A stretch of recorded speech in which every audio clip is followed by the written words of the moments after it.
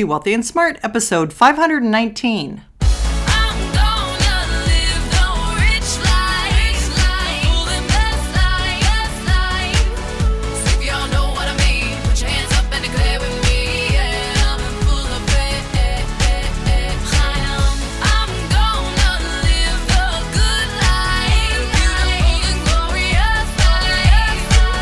Step into a world of wealth and financial freedom without budgets, boredom, or bosses on Be Wealthy and Smart.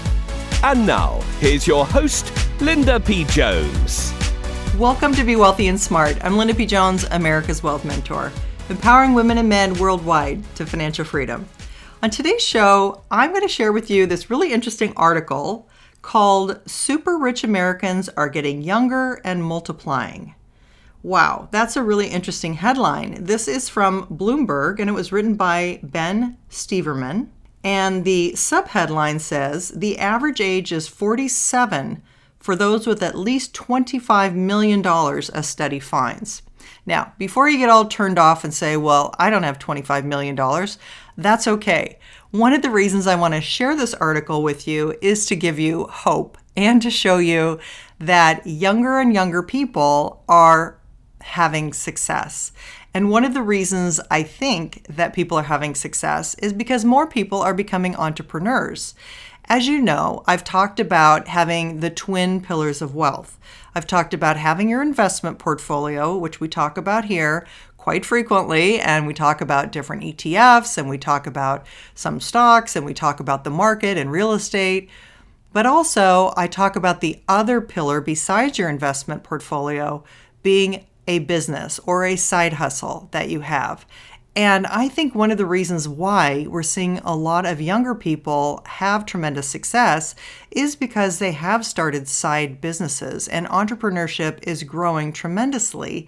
And as you also know, I've reported to you that one of the ways to build a lot of wealth is to start a business. So many people have started coaching businesses or started selling on Shopify or Amazon, FBO, or some have started blogs, some have started YouTube channels. In my book, I've talked about different ways to make extra money, from selling some of your items online to selling things on eBay. I've talked about raising money on Kickstarter to start a business. I've talked about renting out rooms in your home to Airbnb or renting out your home for vacation on VRBO. I've talked about being able to offer your services on Fiverr.com or on Upwork.com. I talked about the woman on YouTube who is selling the green goop and how she has made so much money she was able to afford to buy a home. There are all kinds of opportunities online that you can make with a computer and some free social media or utilizing Facebook ads. There's all kinds of things you can do on a very cost-effective basis to generate extra income. And not only that, but I suggest that you do that as soon as possible so that you have other streams of income on the side coming in for you. There's all kinds of stories of people who have made a lot of money online through just something that they found for themselves or something they started or an expertise they had or a book they wrote or a Kindle book that they sell. There's so many things and so many ways. Just pick one and start learning about it. But I wanted to share this article with you because I thought it was super interesting that wealthy people are getting younger and younger, and I think that is a trend that is here to stay. But let me share some of this article with you. It says, the rich are getting richer and younger. A survey of U.S. investors with $25 million or more finds their average age dropped by 11 years since 2014 to 47. These fabulously rich Americans, whose ranks have more than doubled since the depths of the Great Recession, are younger than less wealthy millionaires. The average age of those with at least a mere $1 million is 62, a number that hasn't budged in years.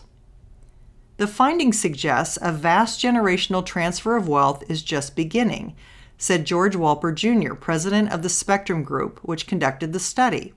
The sample size was small, 185 Americans with more than $25 million in net worth, but the findings are consistent with other economic research of the top 0.1%. Those over age 65 hold more than a third of U.S. wealth, a number that hasn't risen as quickly as the share of elderly Americans in the population, University of California, Berkeley economists Emmanuel Saez and Gabrielle Zuckman found in a 2016 paper. In fact, the very wealthiest group of Americans is actually getting younger. Where is this new money coming from? A new generation of millionaires and billionaires probably owe as much to inheritances as to self-made fortunes. There may be more Mark Zuckerbergs at the top of the wealth distribution than in the 1960s, but also more Paris Hiltons, Saez and Zuckman wrote. About 172,000 U.S. households have net worths of at least $25 million, Spectrum estimated last year. That's up from 84,000 in 2008. All right, I want to pause right there and say 172,000 up from 84,000 in 2008. That's double. The number has doubled for those that have net worths of at least 25 million. And before you feel inadequate or somehow not measuring up, I want you to stop. And I want you to be grateful to these people who have made a lot of money, because it's no competition to you. It's not taking away from you. There's no shortage of money. You're not in competition with these people. You're on your own path. And so what you want to do is you want to give gratitude to people who are making that kind of money, and that will attract that kind of money to you. But if you feel resentful or if you feel angry, that's not going to be attracting this kind of money to you. So I'm just giving you the mindset side of this. Again, these people aren't in competition with you and they didn't take anything away from you. The opportunity for you is there. And the fact that they've done it means it's more likely that you can do it, because twice as many people are doing this, have made $25 million since 2008 as before. So something tells me it's getting a little easier. And I'm not buying the fact that it's inheritance. I think it's the internet. And I think that so many more people are starting businesses online. It is easier to make money online than ever before, and very low cost to start a business. The article does say about 9 in 10 investors under 38 attribute their success to inheritance and family connections in the Spectrum survey. But the same proportion also said hard work and running my own business played a role. About 70% of the richest investors said they're still working. The rise in super wealthy young people shouldn't be all that surprising given the recent boom in Silicon Valley. Now, I want to pause there again and say, yes, of course, we've seen Silicon Valley and a number of startups, a number of people get angel investing money, and certainly there are young people with new ideas, and they're attracting lots of big money from Silicon Valley. There's been no shortage of funding from venture capitalists and angel investors. So that's absolutely true. But there's also been Kickstarter and others that have allowed people to crowdfund their projects. So if you had a great idea for some technology like the charger that charges multiple cell phones at one time, an idea like that on Kickstarter, people support your idea. They give you enough money to build the prototype and to manufacture it, and then they get one of your new plugs that you've built. So Kickstarter is one of those ways that people have been able to crowdfund money without having to go to Silicon Valley. And if you have a good idea, you definitely can go to Kickstarter and crowdfund your idea. The article goes on to say, technology and the ease of raising venture capital has created far greater numbers of new billionaires and multimillionaires than ever before. An initial public offering or a rich funding round can mint a billionaire overnight, whereas their predecessors often accumulated riches by building up empires over decades. I want to stop there and say, yes, in this age of technology, if you have a good idea, that can tremendously compound over just a few years. The number of stories I'm hearing of people that had an idea, executed on that idea, and were billionaires within 3 years is astounding. That's pretty incredible. But here's the thing. You don't have to become a billionaire. You don't have to become worth 25 million. You just have to take action on your ideas. You see, ideas are a dime a dozen. Everybody has great ideas, and I bet you even have $1 million ideas, maybe even $1 billion ideas. But unless you take action, it won't turn into anything. When Sarah Blakely had the idea for Spanx, she literally cut off the legs of support pantyhose, and it created kind of a modern day girdle for women. And yes, she became a billionaire. She had her ups and downs. She had to sell a lot of people on her idea. There were lawyers who thought it was a joke and she was kidding. But no, she was serious, and a lot of women saw value in what she provided. And she sold so many Spanx that it did become a $1 billion brand. She had no experience in this industry. She had no money. She had no background. I talk about her in my book and how just through perseverance and dedication and refusing to give up, she basically was able to create her own success, even in a business that was brand new and had no track record whatsoever. The fact that the article says about 70% of the richest investors say they're still working is not at all a surprise to me. And that's because if you can connect in with your passion and what you really love to do, then you are going to want to continue to work because you love doing what you're doing. And that's the difference. It's not working to try to make that million. It's not working to try to make a fortune or to try to become a billionaire. It's connecting in with what you love to do and what you're uniquely qualified to do and where your passion is, that you are so into this thing you would even do it for free, because you're going to have to put lots of hours and lots of time into anything you do as an entrepreneur. So you want to have something that you really enjoy doing, and it's something that you're talented at, and it's something that is really your passion. So connect in with where you're spending your time reading books, where you're spending your hobby time. Think about connecting some of those things into a business. The article goes on to say, Adam Bowen and James Monsees, creators of the ubiquitous e-cigarette Juul, Juul, are in their early 40s and late 30s respectively. Stanford classmates Baiju Bhatt and Vlad Tenev became billionaires at 33 and 31 last May after starting Robinhood Markets, Inc., a financial services firm for millennials. And in September, a trio of cannabis-focused private equity investors in their 40s became billionaires after a bet on a Canadian pot firm surged. Well, I want to stop there and say, well, we knew it about cannabis, right?